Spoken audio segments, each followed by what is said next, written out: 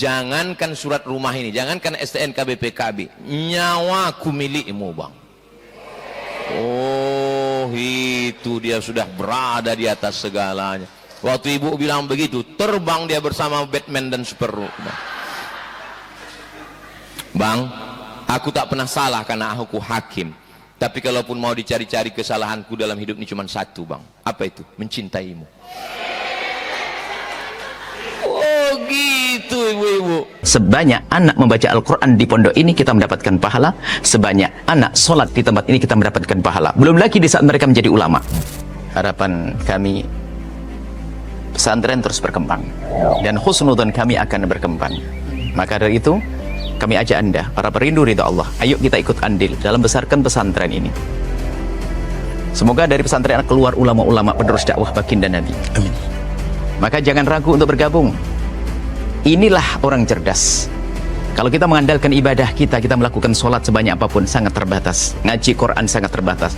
Tapi kalau kita ikut andil dalam program besar semacam ini, sebanyak anak membaca Al-Quran di pondok ini kita mendapatkan pahala, sebanyak anak sholat di tempat ini kita mendapatkan pahala. Belum lagi di saat mereka menjadi ulama. Inilah kerjaan orang-orang cerdas. Maka ayo menjadi cerdas hari ini. Jangan ragu, sisihkan rezeki Anda. Dan tidak cukup sampai di sini. Ajak orang lain. Kapan Anda mengajak orang lain, Anda mendapatkan pahala biarpun orang itu belum mengikuti ajakan Anda. Ajak sebanyak-banyaknya. Dan di saat Anda mengajak, jangan meremehkan. Mungkin kelihatan orang itu tidak, seolah-olah tidak akan membantu. Ajak saja. Silahkan sisihkan rezeki Anda langsung ke Pesantren Nurul Azhar Bank Syariah Indonesia, nomor rekening 147-666-6666 atas nama Yayasan Tabung Wakaf Umat. Dan jika terbuka hati Anda lalu Anda berderma, jangan ragu. Sertakan kode transfer 01 di akhir nominal transfer dan atau konfirmasi ke nomor 0852 6541 6060. Itu adalah nomor admin yayasan. Dan setelah itu, setelah Anda berderma, puji syukur, bersyukurlah kepada Allah karena Allah telah memilih Anda untuk bisa berjuang. Nuhibbukum fillah. Assalamualaikum warahmatullahi wabarakatuh. Bismillahirrahmanirrahim. Assalamualaikum warahmatullahi wabarakatuh. Anak raja menangkap balam, balam ditambat di tengah taman. Dari bunyi sambutan salam, nampaknya jamaah ini belum sarapan. Apa kabar Bapak Ibu semua? Sehat? Alhamdulillahirrabbilalamin. Allahumma salli ala Sayyidina Muhammad wa ala ali Sayyidina Muhammad. Yang sama kita hormati Bapak Ketua PT UN Provinsi Riau. Di Mesir itu kalau dia tokoh agama, topinya warna merah dibalut dengan kain putih, di atasnya merah ada jambulnya, itu dipanggil dengan Azhari. Azhari berarti dia tokoh agama orang Universitas Al-Azhar, Azhari. Tapi kalau dia pakai torbus, topi Turki yang merah ada jambulnya tapi tidak ada kain putihnya, itu dipanggil dengan kalangan intelektual namanya Afandi. Nah itulah asal nama Pak Ketua PT UN, Effendi. Orang yang ulama, rohaniawan, agamawan itu dipanggil Azhari. Yang intelektual dipanggil asalnya Afandi, sampai ke Indonesia jadi Effendi, SHMH, sarjana hukum. Kita ini kalau berbicara, berpikir, hati, tiga ini mesti sejalan. Yang saya omongkan itu mesti dari pikiran yang sadar dan dari hati yang tulus. Maka tiga itu mesti mendapatkan cahaya dari Allah: mulut, pikiran, dan hati. Nah, itu bahasanya Tri Cahyo, tiga yang bercahaya. Makanya pagi itu kita minta cahaya dalam sholat tahajud sebelum subuh. Allahumma ja'al fi qalbi nura wa fi sam'i nura wa fi basari nura. Berikanlah hatiku cahaya, telingaku cahaya, dan mataku cahaya. Jadi kalau ada orang mengatakan what is in a name, apalah arti sebuah nama? Rupanya kalau habis makan lupis ini lancar bahasa Inggris kita. Dikasih lupis tadi. Jadi kalau ada orang ngomong what is in a name, apalah arti sebuah nama, dalam Islam nama itu adalah doa. Nah, jadi rupanya Pak Ketua diberi nama, dia akan menjadi intelektual, memang betul-betul jadi. Pak Wakil Ketua juga bercahaya dia di sini. Kalau sekarang cahaya itu lebih hebat lagi, menyala abangku katanya kan. Nah, kami dari Yayasan Tabung Wakaf Umat, jadi saya di Pekanbaru ini Selasa, Rabu, Kamis. Kecuali pekan kedua itu Jumat, Sabtu, Ahad saya di sini karena ada perjanjian dengan Yayasan Tabung Wakaf Umat. Ketuanya namanya Ustadz Alnob Dinar. Dinar itu bahasa Arab artinya uang emas. Itu maka beliau kami angkat jadi ketua yayasan karena dia kaya terus. Tidak akan mungkin korupsi. Karena baru lahir saja sudah dinar. Dinar itu duit keping uang emas, satu kepingnya itu 4,25 gram emas. Jadi yang namanya tidak saya sebut, jangan berkecil hati. Bukan tidak mau saya bahas, tapi habis waktu kita nanti. Begitu cara ngelesnya. Ada Ketua KI Ustadz Tatang Yudiansah, bapak-bapak yang mulia, para hakim, ibu-ibu hakim, semua yang hadir ini insya Allah dimuliakan Allah Subhanahu wa Ta'ala. Fungsi PT UN dalam mengawasi pemerintah menurut ajaran Islam. Jadi ajaran Islam itu tidak hanya mengurus darah haid, darah nifas, darah bisul, darah jerawat, darah nyamuk. Enggak. Islam itu tidak hanya mengurus halal, haram, makruh, mubah, enggak. Tapi Islam mengurus bagaimana mengelola sebuah pemerintahan. Ketika Nabi Muhammad SAW meninggal, digantikan Abu Bakar Siddiq. Meninggal Abu Bakar, Umar bin Khattab. Meninggal Umar, Utsman bin Affan. Meninggal Utsman, Ali bin Abi Thalib. Meninggal Sayyidina Ali bin Abi Thalib, berdiri Bani Umayyah. Habis Bani Umayyah, berdiri Bani Abbasiyah. Sampailah masa Turki Utsmani, sampailah di Riau ini 1723. 1723 ada seorang laki-laki namanya Jalaluddin Rahmat Shah yang digelar sebagai Raja Kecik, Sultan pertama Kerajaan Siak Sri Indrapura. Jadi 1723 berakhir pada tahun 1945. Sultan yang terakhir Sultan Syarif Kasim menyerahkan kedaulatan kepada Presiden Soekarno, kita bergabung dengan Negara Kesatuan Republik Indonesia. Dan sebagiannya itu diatur dengan hukum Islam. Dan ada satu kitab khusus tentang mengatur ini dalam mazhab Syafi'i. Kebetulan kita bermazhab Syafi'i, nama imamnya Imam Al-Mawardi. Imam Al-Mawardi meninggal tahun 450 Hijrah. Jadi buku ini umurnya 1000 tahun yang lalu.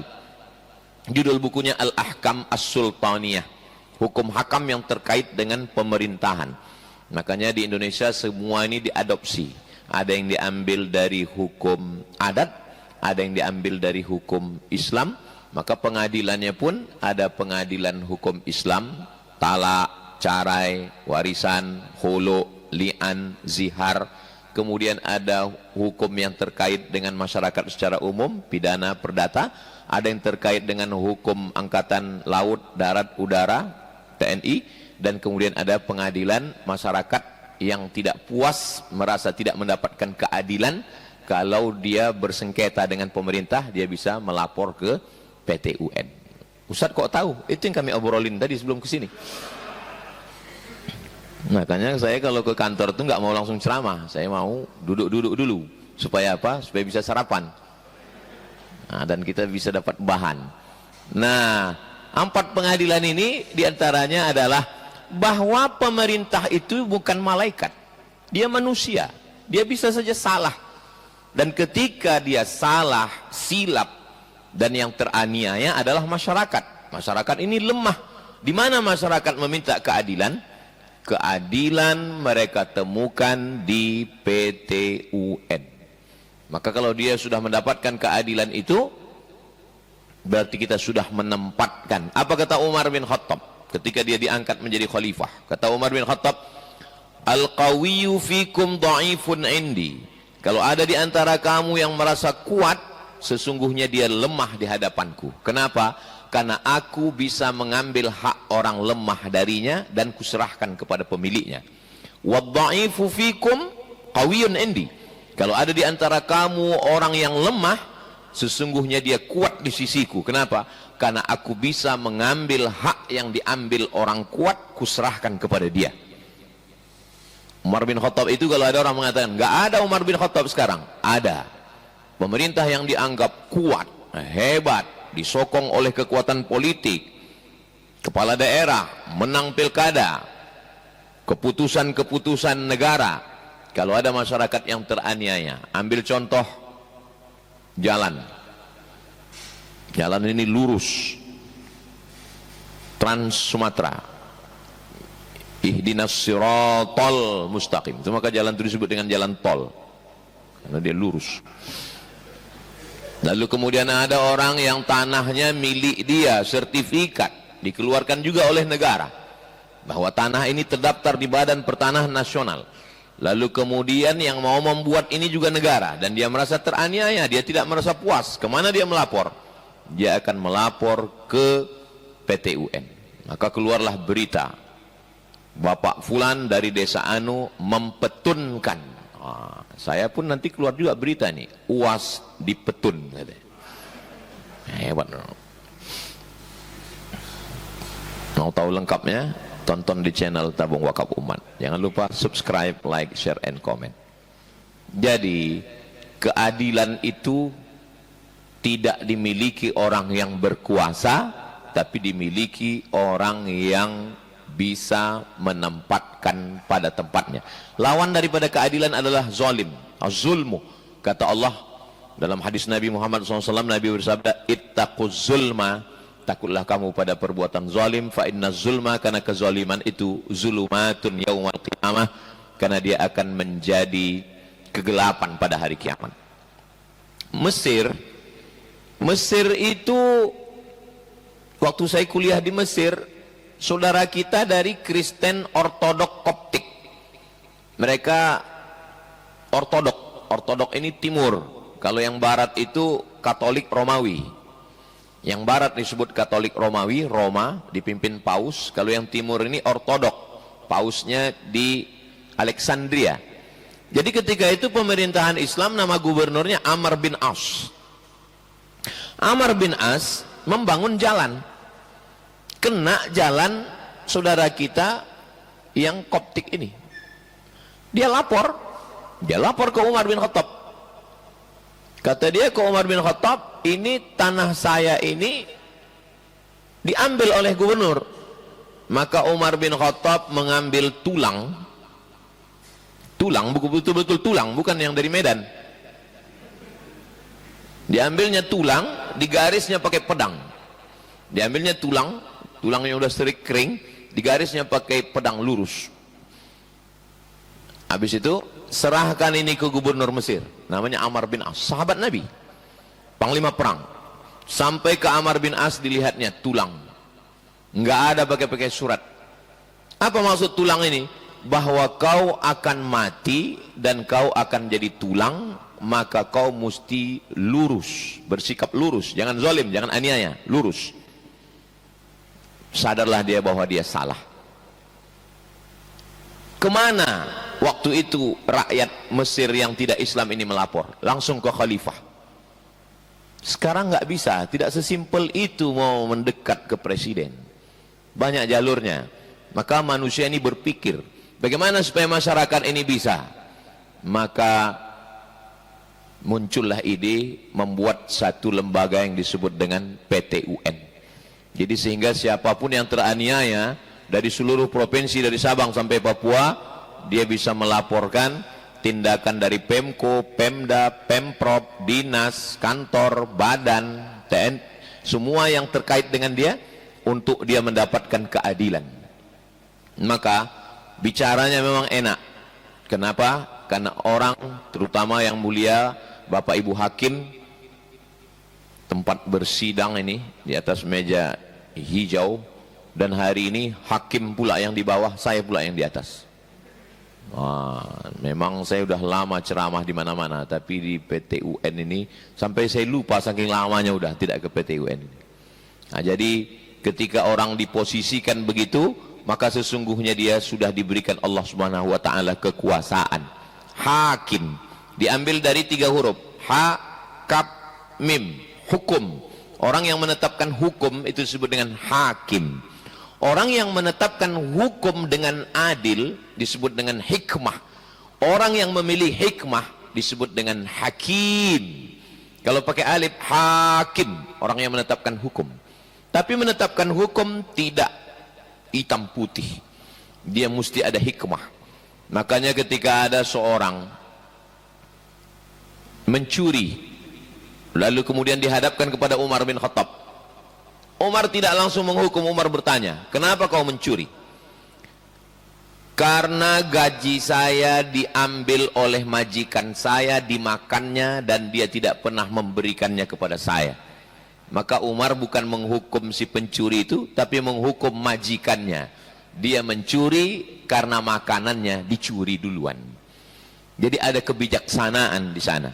Walaupun lambang pengadilan itu adalah perempuan yang matanya tertutup dengan neraca keadilan, menang dan kalah, berat dan ringan, yang menang ke atas, yang kalah ke bawah, dan matanya mesti tertutup karena dia tidak melihat bahwa itu kawannya, bahwa itu sahabatnya.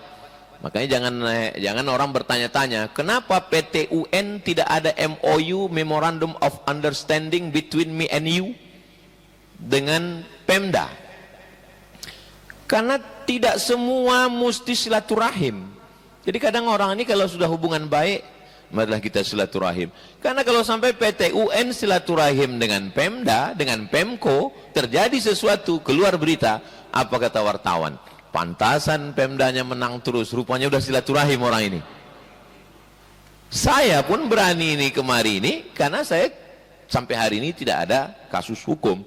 Seandainya ada, saya pun tidak juga berani kemari. Saya akan katakan, Ustadz Al-Naf, untuk sementara saya jangan dulu ceramah di PT UN. Kenapa? Karena kalau nanti perkara saya menang, orang akan bilang, pantaslah dia menang. Beberapa hari yang lalu kan ceramah dia di situ. Ini perlunya kita menjaga. Hakim memutuskan karena Allah. Tidak bisa kan dia putuskan karena nggak enakan. Kalau kata orang Jawa Barat, keuh pakeuh, nggak enak hati. Orang yang nggak enakan akan selalu ketemu dengan orang yang tidak sadar diri. Aduh nggak enak, aduh nggak enak. Orangnya nggak enakan, dia akan selalu ketemu dengan orang yang nggak sadar diri. Baru saya kirim di grup WhatsApp. Bukan hadis Nabi, dapat saya di meme. Makanya dia berbuat itu bukan karena nggak enak hati, tapi dia berbuat itu karena memang itulah kebenaran. Karena kalau tidak berarti dia zalim di hadapan Allah Subhanahu wa taala. Dulu saya punya dosen, saya sebelum ke Mesir kuliah di IAIN. Dosen saya itu bilang, saya lulus jadi hakim dan lulus jadi dosen. Terus Bapak pilih jadi mana Pak? Saya pilih jadi dosen. Kenapa Bapak pilih tak jadi hakim? Karena kalau saya jadi hakim, saya putuskan 100 perkara, 100 orang senang dengan saya, 100 orang benci sama saya. Kenapa benci Pak? Yang menang sayang, yang kalah benci. Maka lebih selamat jadi dosen, kata dia. Tapi kawan saya, satu angkatan, kami sama-sama ikut tes dosen. Saya ikut tes dosen, lulus, dia pun lulus juga. Tak lama sesudah itu dia lulus jadi hakim. Dia pilih jadi hakim. Saya yang menarik berkas dia jadi dosen. Saya tanya, kenapa kau pilih hakim? Gajinya lebih besar, kata dia. Jadi orang yang sudah memutuskan bahwa dia pemutus perkara menjadi hakim ini memang ujiannya sangat berat. Itu makanya hakim-hakim itu ditempatkan setahun, 2 tahun, 3 tahun pindah. Setahun, 2 tahun, 3 tahun pindah. Saya dulu bertanya, kenapa dia tidak di situ saja? Saya tanya, Pak Hakim, kenapa hakim itu mesti diletakkan dari mulai Aceh, nanti pindah ke Atambua NTT, habis itu pindah lagi ke Banjarbaru, habis itu pindah lagi ke Sorong. Karena kalau ditempatkan dia di tempat yang sama sampai 5 tahun, 10 tahun Pak Ustadz, dia sudah banyak kawan ngopinya di situ. Kalau sudah banyak pisang emas bawa berlayar, masak sebiji dalam peti, hutang emas dapat dibayar, hutang budi akan jadi belati. Nah, maka supaya dia tidak terlalu banyak, makanya kalau ada orang di Pekanbaru ini yang tinggal di komplek, kebetulan di komplek perumahannya itu ada hakim, dan hakim itu tidak terlalu akrab, dia harus maklum, karena memang hakim itu menjaga. Nah, ini perlu juga saya sampaikan, mana tahu ada di daerah Pekanbaru ini masjid, kenapa lah hakim itu tak pernah ke masjid ya Pak Ustadz? Nah, ini jawabannya. Karena kalau sampai dia akrab dengan jamaahnya itu, nanti rusak keputusannya. Nah, ini. Tapi jangan gara-gara ini hakim tak ke masjid, tetap ke masjid. Masalahnya orang kita, ini saya bilang orang kita, orang Indonesia, orang Timur ini, kalau sudah berteman tidak siap berbeda, dan kalau sudah berbeda payah berteman. Saya perhatikan orang kita begitu, kalau sudah berteman akrab nggak siap untuk berbeda, dan kalau sudah berbeda payah berteman. Itu tidak terjadi di Mesir. Jadi saya punya dosen mazhabnya Hanafi, namanya Syekh Abdul Fattah, mazhab Hanafi, dosen tua, senior, pakai tongkat kalau ngajar. Yang satu lagi mazhabnya Syafi'i, namanya Syekh Dr. Rojai. Saya ingat betul Syekh Abdul Fattah ini. Kenapa saya ingat sama dia? Karena mata kuliah saya nggak lulus tingkat 1. Dia nulis di kitabnya, kata dia, lamsur rajul lil mar'ah la yanqudul wudu. Laki-laki dengan perempuan kalau bersentuhan kulit tidak batal wudunya. Sedangkan saya dalam mazhab Syafi'i batal. Jadi saya nggak setuju dengan dia. Saya buat di situ, saya nggak setuju, nggak lulus saya. Karena dia mazhab Hanafi. Tahun depan mata kuliah itu saya bawa naik ke tahun kedua. Dosennya namanya Syekh Dr. Rojai, mazhabnya Syafi'i. Dia tulis di situ, laki-laki perempuan kalau bersentuhan wuduknya batal. Ah, ini dosen saya ini, mazhab Syafi'i. Saya lihat mereka berdua di ruang dosen, akrab, ngobrol akrab, cipika-cipiki, ketawa-ketawa. Ternyata Manchester United dengan Liverpool itu akrab, supporternya aja yang ribut. Jadi di tengah perbedaan itu mereka bisa berteman, berkawan. Jadi seorang hakim, karena dia adalah pemutus perkara, maka dia juga manusia yang mungkin silap dan salah, dan di sana dia punya ada hubungan emosional. Ada hubungan ini nasab, ayah, ibu, paman. Ada hubungan ini nikah, istri, ipar. Ada hubungan ini emosional. Dasar emosional manusia itu ada 6. Bahagia, sedih, takut, cemas, kaget, jijik.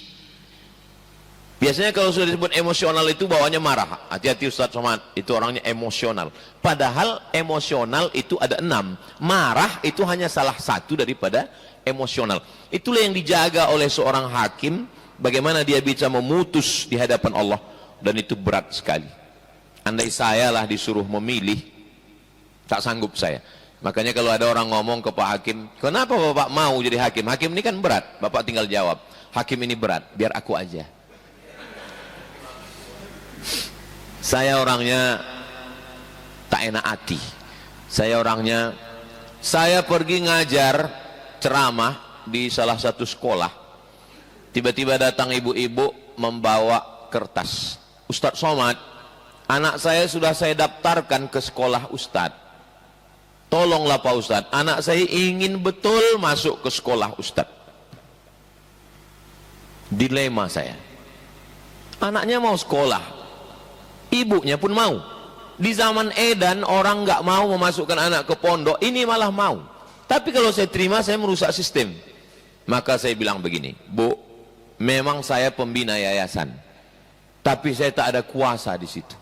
Yang berkuasa adalah panitia penerimaan santri baru yang terdiri dari ustazah-ustazah, dan ketuanya adalah istri saya. Saya tak berani melawan dia. Paksa saya alaskan begitu. Kenapa? Untuk menyelamatkan saya dan menyelamatkan dia. Karena kalau tidak saya merusak sistem ini. Saya sendiri yang merusak. Di pondok setiap Kamis malam Jumat. Tadi malam kami baca Yasin bersama. Saya selalu mengajarkan, mari kita jaga integritas. Jangan sampai kita curang. Tiba-tiba saya di balik itu ngomong, terima aja anak si Anu ya. Apa kata ustazah-ustazah itu yang ngajar itu? Alah, Ustaz Somad tuh ngomong aja ceramah integritas. Di sini maka sampai hari ini tidak ada satupun anak pondok yang diterima karena rekom KTBLC karena saya. Tahun lalu yang mendaftar 300 anak, yang lulus 150. Tak ada sama sekali. Bahwa ada jamaah yang, alhamdulillah Pak Ustadz, anak saya sudah lulus. Dalam hati saya tak ada kutolong. Begitu juga dengan pondok kita yang laki-laki, Nurul Azhar. Kebetulan ketua yayasannya Ustadz Al-Nob Dinar dan pembinanya Ustadz Tatang Yudiansah. Datanglah kawan saya sekolah dulu, anakku ingin betul mau masuk ke situ Mat, kata dia. Dia tak panggil Ustadz, panggil Mat aja karena kawan sekolah. Anakku ingin betul, tolonglah teleponkan pimpinannya itu Ustadz Al-Nob. Saya bilang, saya kalau kau suruh ceramah di stadion, di tanah lapang, di gor, di lapangan sepak bola, insya Allah dengan izin Allah sanggup saya. Tapi kalau untuk ngomong ke Ustadz Al-Nob, untuk menelpon dia, tolonglah terima ini, tak sanggup saya. Kalau untuk meminangkan anak lajang dengan anak gadis mau nikah, sanggup saya menghadapinya, saya bilang. Tapi kalau untuk, bukan untuk saya, untuk ada orang mau nikah. Tapi kalau kau suruh saya untuk menghadapi Ustadz Al-Nob, tolonglah Ustadz Al-Nob masukkan nomor ini, tak sanggup saya bilang. Nah, jadi memang sejak berdirinya pondok ini, banyak juga orang yang sakit hati sama saya. Memang kita mesti siap sakit hati. Maka ketika kita sudah siap ini, maka insya Allah orang akan mendapatkan keadilan. Apa kata Nabi? Unsur akhaka, tolonglah saudaramu, zoliman, orang yang zolim, au mazluman, atau yang terzolimi. Kata sahabat Nabi, kalau menolong orang yang menzoli, kalau menolong orang yang terzolimi, kami sanggup. Ada orang terzolimi, kami sanggup menolongnya. Tapi kalau menolong orang yang zolim, macam mana? Kata sahabat Nabi, macam mana kami menolong orang yang zolim? Menolong orang yang zolim, kau angkat tangannya. Dia punya kekuasaan, dia punya tanda tangan, dia punya pedang, dia sudah mengacungkannya, kau tangkap tangannya. Itu tidak bisa dilakukan Ustadz Abdul Somad. Itu hanya bisa dilakukan oleh hakim PT UN yang bisa menahan orang yang mau berbuat aniaya, yang berkuasa, yang dicintai orang, yang disukai orang, bisa ditahannya sehingga orang tidak melakukan kezoliman. Ittaquz zulma, takutlah kamu kepada orang yang teraniaya. Ada seorang raja berdiri di depan istana, semuanya sudah ada di rumah dia. Makanan ada, ikan ada, ayam ada, nasi ada, roti ada, semua sudah ada. Raja, kereta kencana ada, semua ada. Tiba-tiba ditengoknya ada orang balik mancing, membawa ikan. Terlintas di pikirannya, enak juga kalau ikan orang ini dimakan. Ternyata manusia ini unik. Kita yang mau makan ikan, menurut kita asal ikan kita makan. Tapi kalau kita sudah berkuasa, yang enak itu bukan ikan yang di dapur, ikan yang di tangan orang itu enak. Dia panggil pengawalnya, ambil ikan itu. Diambil ikan itu, dirampas. Padahal anak istrinya menunggu di rumah. Bumbu sudah siap, mau masak. Pulang suaminya, mana ikan bang? Mana ikan ya? Ikan dirampas raja. Kemana rakyat mengadu? Tak bisa mengadu. Dia hanya sholat sunat 2 rakaat, dia mengadu kepada Allah. Kenapa dia mengadu kepada Allah? Karena waktu itu belum ada PT UN. Kok ada kan dipetunkannya itu.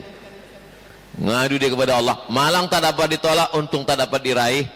Tiba-tiba tumbuh bisul di leher raja. Dari mana tumbuh bisul? Rupanya waktu makan ikan tersangkut duri ikan itu. Akhirnya dibawa ke tabib, ke dokter tak juga. Akhirnya dibawa kepada orang soleh. Yang orang soleh ini kasyaf. Kasyaf artinya tersingkap tirai, hijab sehingga nampaknya apa penyebabnya. Lalu kemudian bertanyalah dia, ada orang yang kau zolimi, coba kau ingat-ingat. Setelah diingat-ingatnya, oh iya baru saya ingat, Ingin betul saya mengambil ikan yang dia bawa waktu lewat di depan istana itu, baru saya ambil. Coba panggil dia. Cari, dapat rumahnya, panggil. Apalah doamu? Doaku waktu sholat sunat itu hanya satu. Ya Allah, Raja sudah menunjukkan kuasanya, tolong tunjukkan kuasamu. Tersangkut duri ikan. Begitulah mudahnya Allah. Padahal Allah kalau mau, jangankan duri ikan, mata kail pancing bisa tersangkut. Tapi Allah mau menunjukkan duri ikan yang dimakan itu pun tersangkut, sehingga mendatangkan penyakit, akhirnya berbisul lehernya. Setelah itu Allah subhanahu wa ta'ala menyelamatkan. Artinya apa? Betapa Bapak Ibu Hakim yang berada di PT UN ini sudah menyelamatkan berapa banyak orang yang ikannya dirampas. Bukan cuma ikannya, anak bininya dirampas. Itulah pekerjaan dia satu-satunya. Dia tak ada keahlian lain. Dia sekolah dari mulai SMP, SMA, S1 sampai bekerja PNS. Tiba-tiba hanya karena like and dislike, faktor suka dan tak suka, dirampas. Lalu kemudian dia tidak bekerja. Istrinya tak bisa makan, anaknya tak bisa minum susu, hanya karena siapa yang menyelamatkan dia? PT UN. Ini yang Ustaz ceritakan ini siapa? Saya sendiri. Cuman saya waktu itu tak lapor ke PT UN. Itulah silap saya tak lapor. Tanggal 11 April 2019 pagi-pagi jam segini lah, jam 8 jam 9 saya jumpa dengan Pak Prabowo. Waktu itu saya bilang di depan dia, berhadapan di meja begini, kalau Bapak nanti jadi presiden, adillah Bapak kepada seluruh rakyat Indonesia ini. Dan kalau Bapak duduk nanti, izinkanlah saya tetap berdakwah masuk ke dalam hutan, karena saya memang ustadz kampung dan ustadz hutan. Udah, cukup. Videonya masih ada, tonton di YouTube, tinggal cari aja di situ, UAS Prabowo, dapat videonya. Tak ada saya mengajak orang, tak ada saya mengiklankan, tak ada saya mengkampanyekan, hanya itu saja kalimat saya. Tapi efek dari video itu, copot PNS saya. Copot. Dikirimi saya surat 4 kali oleh komite ASN. Padahal kalau mau ditranskrip itu, ucapan saya itu ditranskrip, dibawa ke pengadilan, didatangkan ahli bahasa, cari kalimatnya satu-satu. Nggak ada saya ngajak orang. Nggak ada saya bilang, wahai orang-orang Riau. Nggak ada. Kalau mau. Kenapa Ustaz tak lapor? Itulah karena saya nggak tahu PT UN ini dulu. Nah, jadi maksud saya bagi jamaah yang tahu, ini kan direkam ini. Yang tahu, jangan mau teraniaya macam saya. Laporlah ke PT UN. Insya Allah hakimnya adil dan amanah, insya Allah. Jadi kemana lah Ustaz mengadu? Ya ngadu kepada Allah lah. Ya Allah, aku teraniaya ya Allah. Dibalas Allah Pak Ustaz? Dibalasnya juga. Masuk penjara rektornya.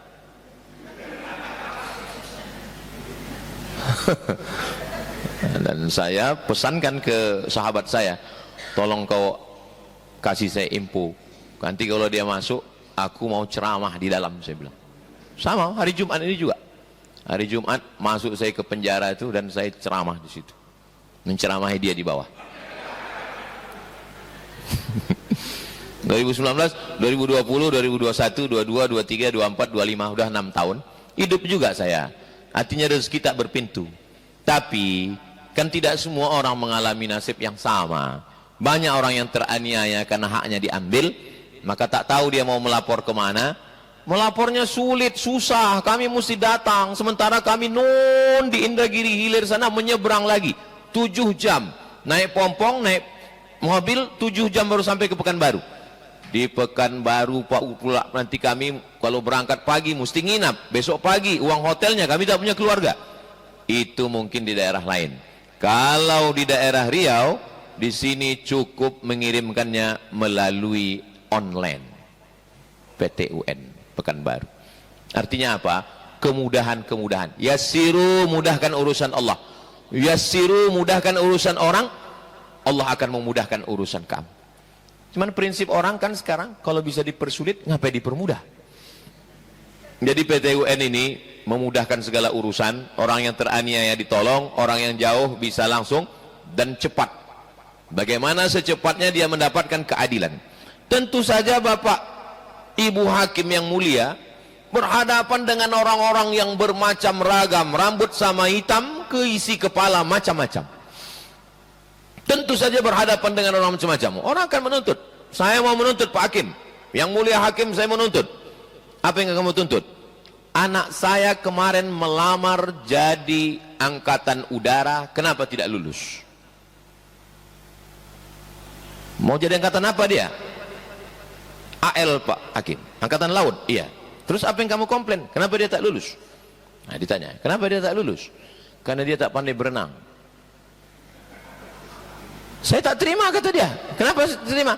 Buktinya anak tetangga saya tak bisa terbang, lulus angkatan udara. Kenapa anak saya tak lulus? Jadi memang hakim itu bacaannya, kalau kami ustadz asal baca Quran, baca hadis, baca ijma' ulama, baca qiyas, fikih, usul fikih. Tapi tentang masalah orang angkatan udara tak pandai terbang ini, saya tak dapat itu di mana referensinya itu. Hakim. Datang satu lagi, lapor. Saya juga mau komplain Pak. Kenapa kamu komplain? Kenapa saya tidak lulus? Apa kekuranganmu? Gigi saya sakit, berlubang. Iya, ditanya, kenapa dia tak lulus? Ya, syaratnya mesti gigi berlubang. Tapi kami tentara polisi kan baku tembak, bukan baku gigit, katanya. Nggak ada hubungan sama gigi, kata dia. Di mana letak pasal-pasalnya itu? Belum lagi partai yang bersengketa, dua-duanya punya SK Menhukham resmi, belum lagi ormas yang bermasalah sama-sama, belum lagi. Jadi memang banyak sekali. Dan seorang hakim tetaplah dia manusia, dia punya darah, dia punya jantung, dia punya hati, degupnya sama, berdegup dan berdetak. Degup jantung ini normal. Ada jantung yang tak normal itu disebabkan 3. Yang pertama jatuh cinta, yang kedua jatuh tempo, yang ketiga menghadapi perkara. Tapi kalau dia yakin bahwa yang kuputuskan ini adalah perintah Allah, makanya hubungan dia dengan Allah Subhanahu wa taala itu mesti kuat. Jadi kalau orang-orang biasa, ya biasa aja, subuh, zuhur, asar, maghrib, isya, Jumat, selesai. Tapi hakim, dia mesti hubungannya kuat dengan Allah, karena itulah yang menguatkan hati dia. Makanya hakim tidak boleh memutus perkara dalam keadaan lapar. Bapak kalau tengok saya ceramah berapi-api, itu berarti pagi itu belum sarapan. Kenapa di PT UN ini tenang, santai, soto siap, ditambah lagi dengan lupis, bandrek pula dari Medan. Masya Allah, Ustaz Somad ini bandrek dari Medan, jahenya komposisinya dengan susu, Masya Allah. Cuman dalam hati saya, mak jauh kali ini dari Medan. Sebelum saya bertanya, Pak Ketua langsung jawab, ini memang bandrek Medan Ustaz, tapi dibuat di Pekanbaru, katanya. Begitulah mereka menjaga, sebelum ada tuntutan dijawabnya duluan. Jeli memang hakim-hakim ini. Bapak Ibu yang dimuliakan Allah Subhanahu wa taala, hubungan dia dengan Allah itu mesti kuat. Sekuat apapun tarik menarik antara pejabat, antara orang kaya, antara konglomerat, bahwa semua itu kecil, yang besar adalah hubungan dia dengan Allah. Allahu Akbar. Tak ada lagi rasa takut dalam hatinya untuk memutuskan perkara ini, mau ngetok palu ini. Kata orang, Pak Ustadz, cita-cita anak kita itu udah nampak dari kecil. Iya.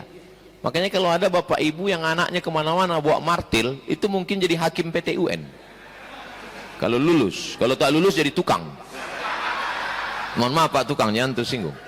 Tidak ada profesi yang hina, semuanya halal dan berkah. Tapi katanya memang dari kecil itu udah nampak kemana bakatnya itu. Kalau Ustaz Somad kecil dulu, saya tanya emak saya, aku dulu kecil macam mana mak? Kau dulu dibuatkan ayah kau meja kecil, menulis saja kerja kau di meja. Betul, sampai sekarang ini di meja terus. Meja. Pagi menulis buku selama dengan meja. Dan kau dulu, kata mak saya, ini rumah di samping itu warung, tempat jual minyak, jual warung orang untuk jual kebutuhan sehari-hari. Kalau kusuruh kau beli minyak, beli gula, belikan dulu minyak, gula, ku jemput baru balik. Kenapa? Bercerita sama orang tukang jual minyak itu, sama gula. Saya kalau lagi keluar main di sekolah, pas lagi keluar main-main, saya duduk di pohon kayu, tuh kawan saya itu keliling. Sampai datang guru itu menjemput. Lebih sur pula orang itu dengar cerita saya daripada cerita guru itu di kelas. Jadi memang ada bakat-bakat anak-anak kita itu. Kita sekolah, orang barat itu hebatnya. Dia menyekolahkan anak itu sesuai dengan tanda tangan anak itu. Bisa ditengoknya, oh psikologi. Dari sifatnya, dari bawaannya, ini cocoknya begini. Jadi ramalan itu sebetulnya, ramalan itu adalah kebiasaan orang yang kira-kira kalau orang kebiasaannya begini, cocoknya begini. Nah gitu. Itu tidak termasuk perbuatan ramal yang ikut jin, ikut setan. Karena itu melihat kebiasaan. Oh biasanya orangnya ngomong, komunikasinya terbuka. Ini berarti public speakingnya bagus. Kalau gitu dia cocoknya jadi dosen. Ini cocoknya jadi ini. Jadi bapak yang mulia, ibu hakim ditempatkan Allah. Ini memang sudah dipilihkan Allah subhanahu wa ta'ala. Itu keyakinan yang pertama. Supaya jangan salah jawab. Pas ditanya orang, bapak dulu kok bisa jadi ini? Entah, aku banyak yang aku tes, kebetulan itu yang lulus, ya itu aja lah dulu. Memang Allah sudah mentakdirkan saya. Bagi orang lain mungkin ini berat. Ustaz Somad sendiri pun kemarin waktu ceramah di PTUN kata dia kalau dia jadi hakim tak sanggup dia. Tapi yang dia tak sanggup itu kami sanggup. Ini. Yang kedua adalah bahwa bapak ibu yang mulia hakim itu tetaplah manusia yang punya keluarga di rumah, punya istri, punya anak. Memang di sini di pengadilan ini bapaklah yang berkuasa, bapak yang megang palu, bapak yang memutuskan perkara. Gubernur bisa kalah, presiden bisa kalah, dewan bisa kalah, orang politik bisa kalah, keputusan perda bisa kalah karena bapak penguasanya. Tapi di rumah bapak tetaplah seorang suami yang bisa saja disuruh istri mengangkat tabung gas 9 kilo, yang bisa saja memboncengkan istri. Jadi bapak ibu jangan membayangkan saya ini Ustaz Abdul Somad. Saya Ustaz ini di luar, tapi kalau saya di rumah mana tahu nanti kita ketemu di jalan macam-macam Ustaz di pasar pagi Arengka. Saya lah itu.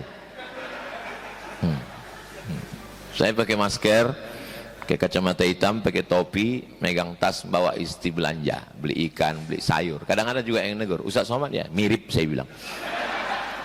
Kenapa? Bahwa supaya istri kita itu merasa punya suami.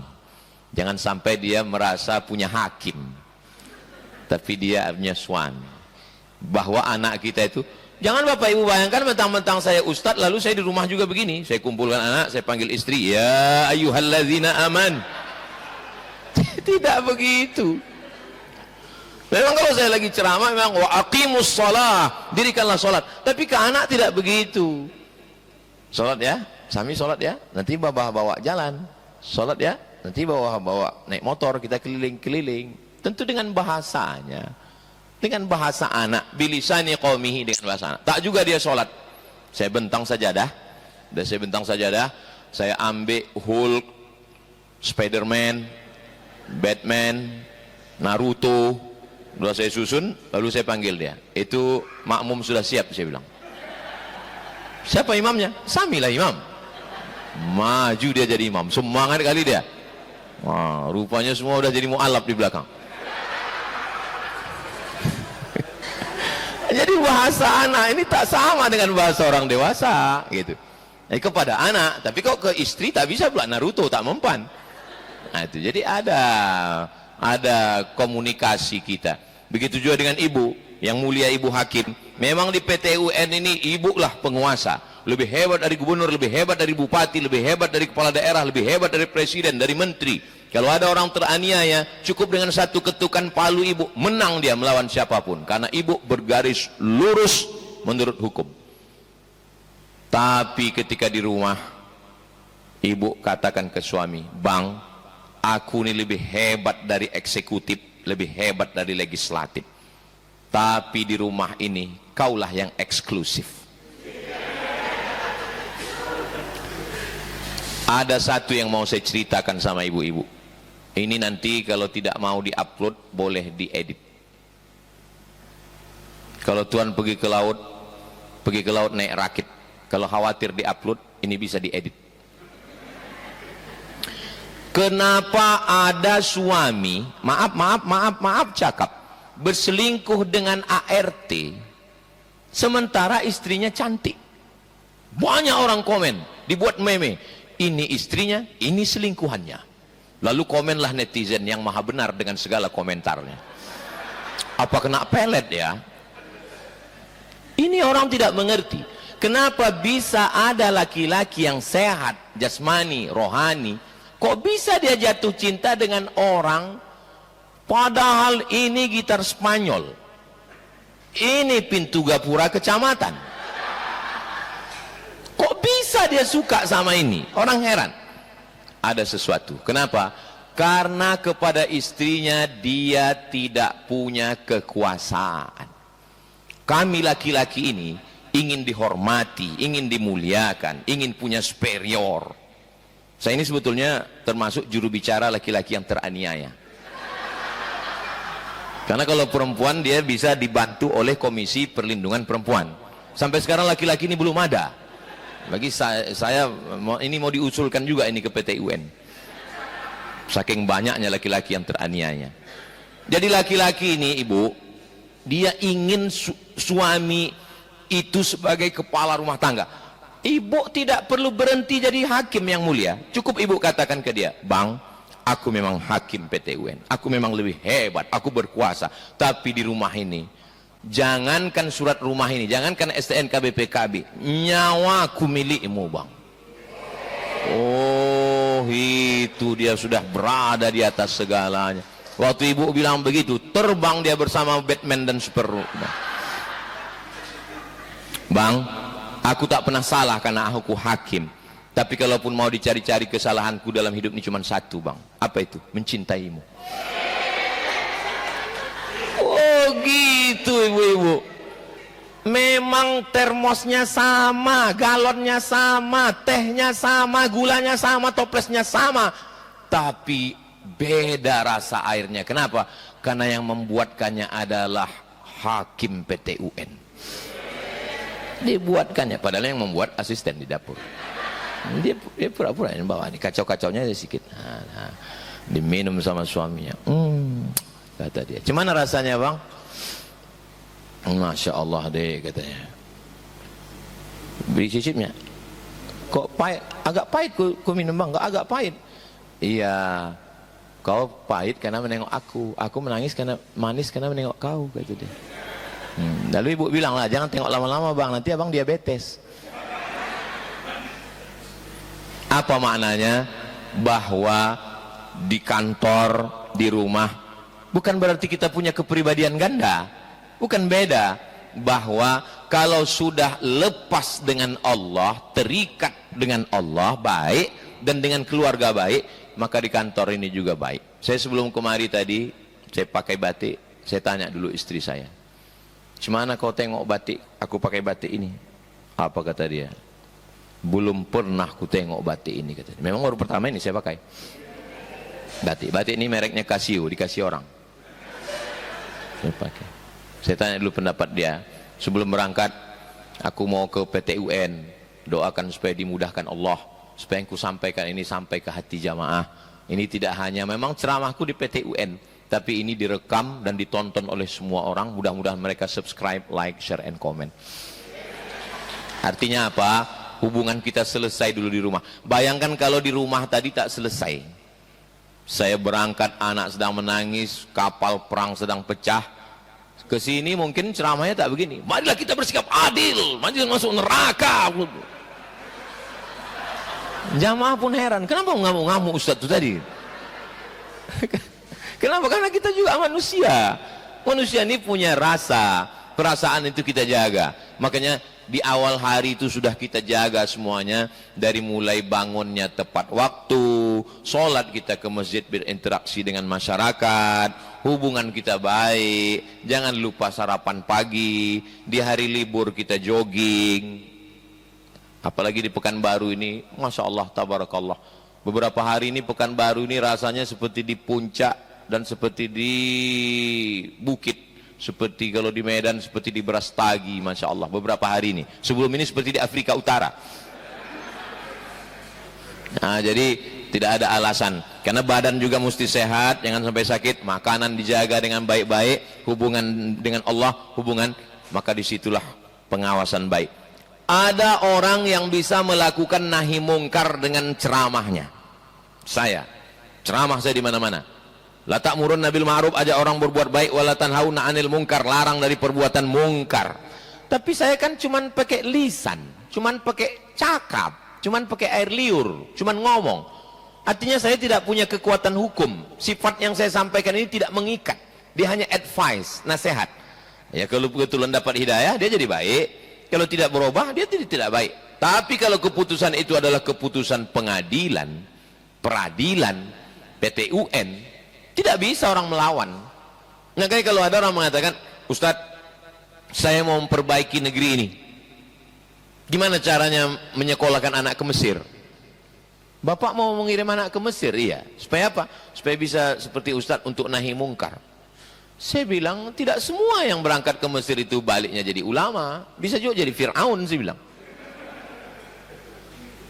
Karena orang menganggap bahwa nahi mungkar ini hanya dilakukan Ustadz. Salah. Nahi mungkar bisa dilakukan oleh polisi.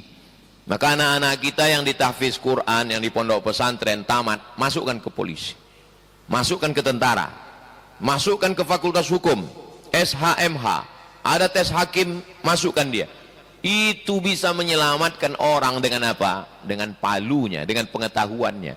Bapak hakim tidak perlu ceramah, tidak perlu tablik akbar, tidak perlu pakai sound system, tidak perlu urus izin maulid Nabi Isra Mi'raj. Cukup dengan pengetahuannya memutuskan perkara. Kalau untuk Pekanbaru 60 perkara setahun, kalau di Pulau Jawa bisa 600 perkara dalam setahun, sesuai dengan kadar daerah masing-masing.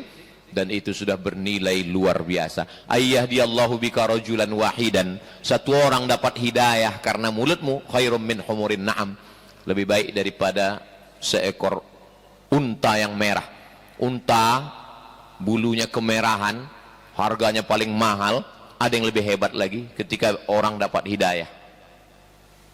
Banyak orang menganggap orang dapat hidayah itu karena ceramah, padahal tidak. Pak Hakim cukup ngomong 5 kata, bisa orang dapat hidayah. Ada orang berperkara, Bapak tinggal ngomong, Pak, kelihatannya Bapak ini lama nih Pak, bisa 10 tahun ini. Langsung menangis dia, tobat saya Pak, katanya. Langsung. Begitu juga dokter. Orang kalau ustadz yang ngomong, tak percaya. Tapi kalau dokter, tinggal dibisikkannya. Ini kalau saya tengok nggak sampai hari Jumat selesai nih Pak, katanya. Tobat langsung. Nah, makanya tidak semua dakwah itu memang ceramah disampaikan ustadz, tapi bahwa dia masuk ke dalam hati orang, maka bisa dilakukan oleh siapapun. Saya cuma ini ingin menjelaskan bahwa dakwah itu tidak hanya dengan ceramah, dengan tausiah. Anak-anak kita perlu untuk menjadi dai, tapi juga dengan kekuasaan yang ada di tangannya, dia sudah berbuat baik untuk negeri dan bangsa ini, insya Allah. Kenapa Fir'aun merajalela? Karena nggak ada yang berani melarang. Karena tidak ada lembaga yang bisa melarang dia. Kenapa Namrus rajalela sampai 400 tahun? Karena tidak ada yang bisa melarang dia. Tapi kita berdasarkan negara Kesatuan Republik Indonesia, Pancasila, Undang-Undang Dasar 45, maka tidak ada kekuasaan yang absolut. Tidak ada kekuasaan yang absolut. Bahkan presiden sekalipun bisa di impeachment. Bahkan bisa emosi tidak percaya. Bahwa ada parlemen. Makanya betul kata Nabi, la tajtami'u ummati 'ala dhalalatin. Tidak mungkin umat ini berkumpul untuk suatu kesesatan. Dan salah satunya yang bisa diberikan kuasa oleh founding father yang mendirikan negara ini, lalu kemudian diatur oleh undang-undang, salah satu yang bisa menahan tangan orang yang zalim, orang berkuasa adalah PT UN.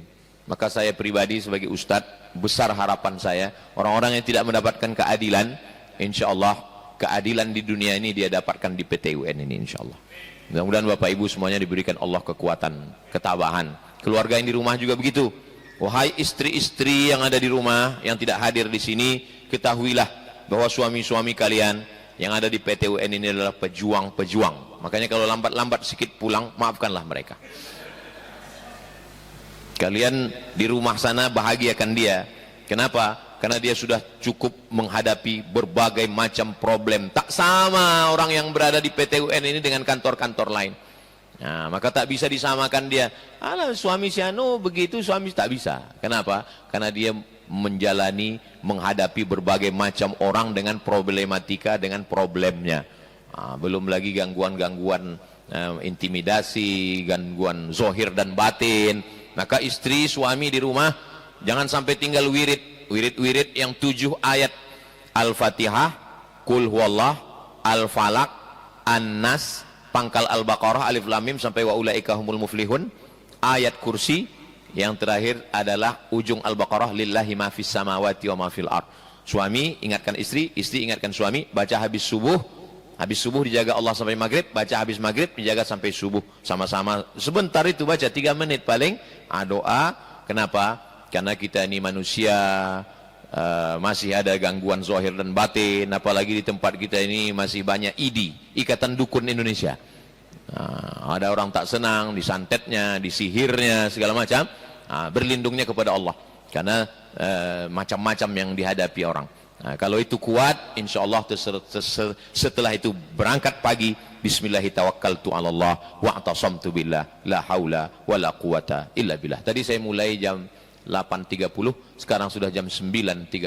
Itulah enaknya kita ceramah di PT UN ini, jelas letak jamnya. Hingga tahu kita. Ini tak boleh ceramah lama-lama, karena orang di pengadilan ini tepat waktu, on time. Silap-silap jadi terdakwa kita. Itulah agaknya yang dapat saya sampaikan. Selama 1 jam ini tentu saja banyak kata-kata saya yang tidak pada tempatnya, tidak berkenan di hati.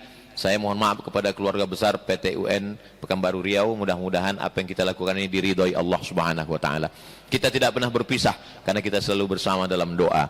Di akhir majelis mari kita sama berdoa, mendoakan kita, mendoakan keluarga besar PT UN, mendoakan saudara kita yang sedang teraniaya di Aceh, di Sumatera Utara, di Sumatera Barat, di berbagai belahan dunia, di Sudan, tentu saja di Gaza, Palestina. Al-hadhihi niyah, untuk niat yang baik ini. Al-Fatihah. A'udzubillahi minasyaitonirrajim. Bismillahirrahmanirrahim. Alhamdulillahirabbil alamin. Arrahmanirrahim. Maliki yaumiddin. Iyyaka na'budu wa iyyaka nasta'in. Ihdinas siratal mustaqim, siratal ladzina an'amta 'alaihim ghairil maghdubi 'alaihim waladdallin. Amin. Allahumma shalli ala sayyidina Muhammad wa ala ali sayyidina Muhammad. Allahumma anzilir rahmata was salamata wal barakata ala hadhil jamaah. Ya Allah, turunkanlah keselamatan, kerahmatan, keberkahan kepada seluruh keluarga besar PT UN ini ya Allah. Allahumma ja'alna minal mutahabbina bijalalik. Jadikan kami bersaudara sebagaimana Engkau jadikan kami bersaudara di dunia ini, bersaudara pula kami nanti di surga bersama Rasulullah sallallahu alaihi wasallam. Allahumma sallimna wa sallimil muslimin. Berikan keselamatan kepada kami, kepada saudara-saudara kami ya Allah. Allahumma ja'alna minal ladzina yastami'una al-qawla fayattabi'una ahsanah. Jadikan kami orang-orang yang mendengarkan nasihat yang baik lalu mengiringinya dengan amal yang baik. Rabbana taqabbal minna, terimalah segala amal kami. Wa tub alaina, terimalah taubat kami. Allahumma ja'al hadzal balada baladan amina. Jadikanlah negeri ini negeri yang aman, negeri yang damai, jauh dari persengketaan, musibah, malapetaka dan bencana. Allahumma khtim lana bi husnil khatimah. Tutup umur kami dengan husnul khatimah. Rabbana fir lana dzunubana, ampunkan dosa kami, wali abaina, ayah kami, wali ummahatina, ibu kami, wali azwajina, pasangan hidup kami, wali dzurriyyatina, anak keturunan kami, wali man hadarana, semua yang hadir dalam kajian dan mengikuti kajian kami ini ya Allah. Rabbana atina fid dunya hasanah wa fil akhirati hasanah wa qina adzabannar. Wa sallallahu ala sayyidina Muhammad wa ala alihi washabbihi wasallam. Walhamdulillahi rabbil alamin. Taqabbalallahu minkum minna wa minkum taqabbal ya karim. Itu yang dapat saya sampaikan. Saya tutup dengan pantun penutup, menangkap puyuh di Bukit Selasih. Thank you dan terima kasih. Wassalamualaikum warahmatullahi wabarakatuh.